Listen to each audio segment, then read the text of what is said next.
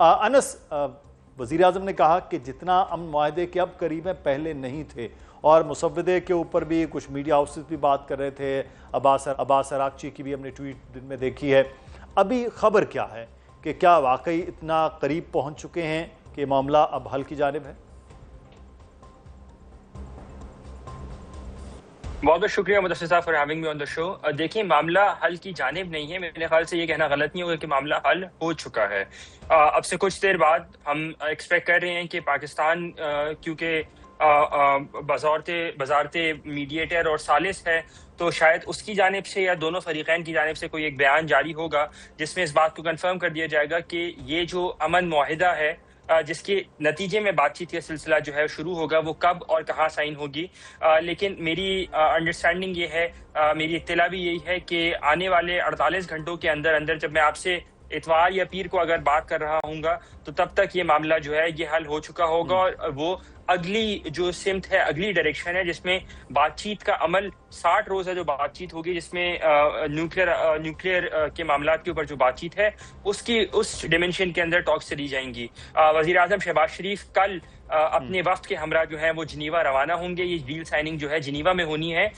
تو پاکستان کیونکہ کی اور پرنسپل میڈیٹر رہا ہے، اور تو اسی پورے پروسیس میں پاکستان ہی وٹنس بھی ہوگا جو یہ ڈیل سائننگ ہوگی. یہ ایگریمنٹ، ڈیل تو خیر اس کو کہنا غلط ہے، لیکن یہ جو ایگریمنٹ ہے اس کے حوالے سے پاکستان کی جانب سے جو تیاریوں کا سلسلہ جو ہے وہ شروع ہو چکا ہے. مدثر صاحب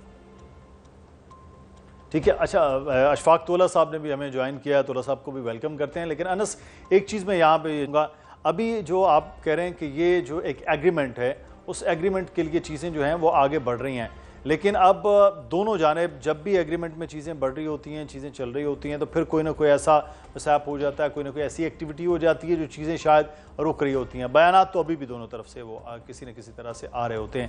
اب کتنا یہ بتایا جا رہا ہے کہ یہ واقعی اس ایگریمنٹ کی جانب آخری قدم ہو کہ بات آگے بڑھ جائے اور پھر دونوں فریقین مل کے دستخط اور باقی معاملات آگے کی جانب آئیں؟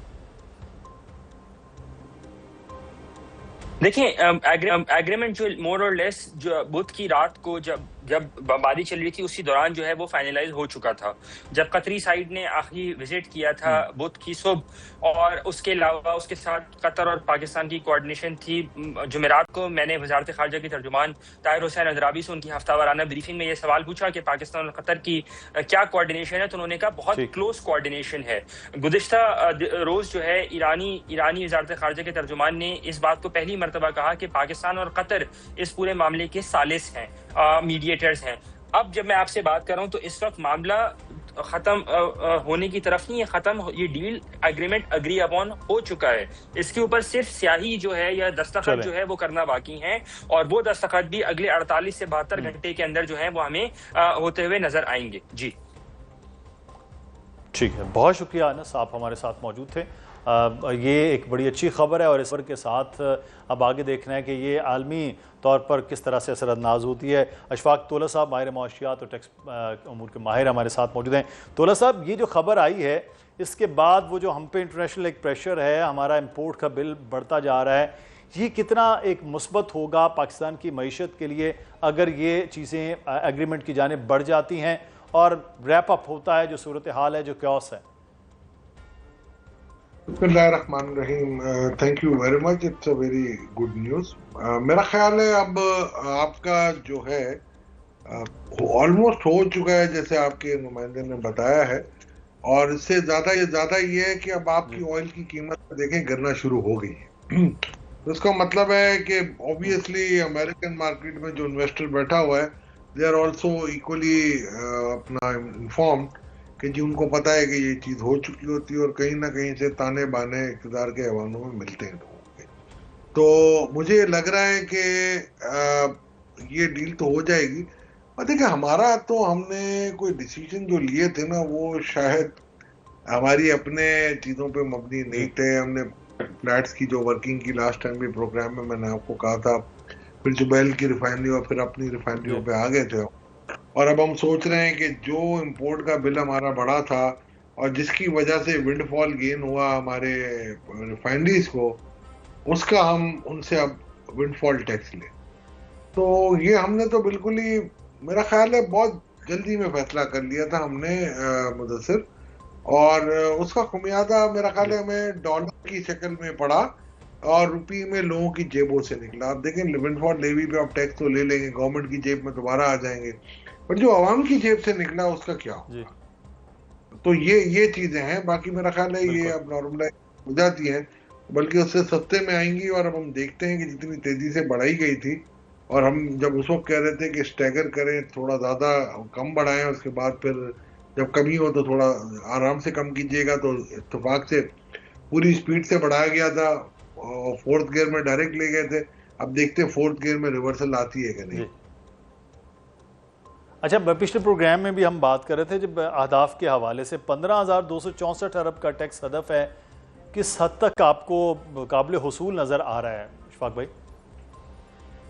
آئی ڈونٹ تھنک اس وقت تو مجھے لگ رہا ہے کہ 13,000 ارب کی یہ بات کر رہے ہیں کہ 12,893 ارب ہم کلیکٹ کر پائیں گے, اور اگر 13,000 ارب بھی کر لیے تو آپ سمجھ لیں 12.5% کا ایڈیشن کریں تو 658 بلین کے ان کو نئے ٹیکسز لگانے. تو اس میں سے وہ جو تھرڈ شیڈیول کے کچھ کیے ہیں وہ کہتے ہیں وہاں سے میجر سے آئیں گے, کچھ یہ دکانداروں کی اسکیم جو لائے ہیں ان سے وہ کہتے ہیں ہم لے آئیں گے. تو کافی چیزیں وہ کہہ رہے ہیں ہم لے آئیں گے, اور کچھ مانیٹرنگ سے لے آئیں گے, کچھ فیس لیس ٹرانزیکشن سے لے آئیں گے.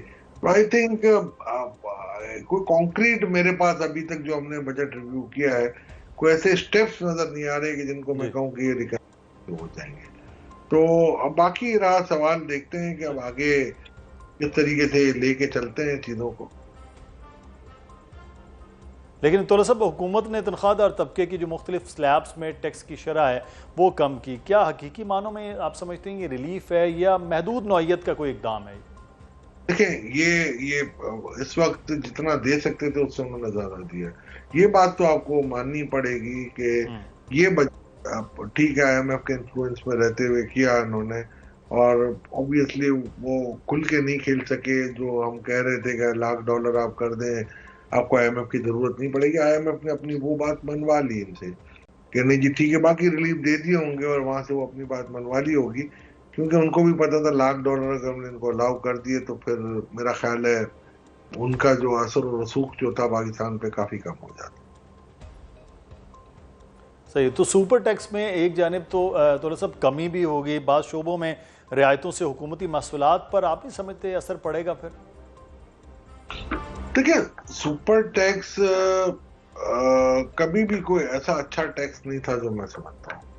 یہ 2022 میں ایک سال کے لیے ہم لگا رہے تھے, بٹ ہم تو یہ ایک وتیرہ ہمارا بن گیا ہے کہ جی جب بھی کوئی ٹیکس لگتا ہے پہلے سال ہم کہتے ہیں کہ جی یہ تو ایک کنسیشن ہم لے رہے ہیں آپ سے, دوسری مرتبہ آپ کہتے ہیں نہیں یار یہ تو ہمارا رائٹ بن گیا, اور تیسرے سال ہم کہتے ہیں یہ تو ہمارا کنسٹیٹیوشن آئینی حق بن گیا ہے. تو یہ اچھی روایت نہیں ہے. آپ ملک میں اگر انویسٹمنٹ پروموشن چاہ رہے ہیں, کیپٹل فارمیشن چاہ رہے ہیں, اگر آپ چاہ رہے ہیں کہ 92 والا دور FATF کمپلائنٹ اگر کر کے لے آنا چاہ رہے ہیں,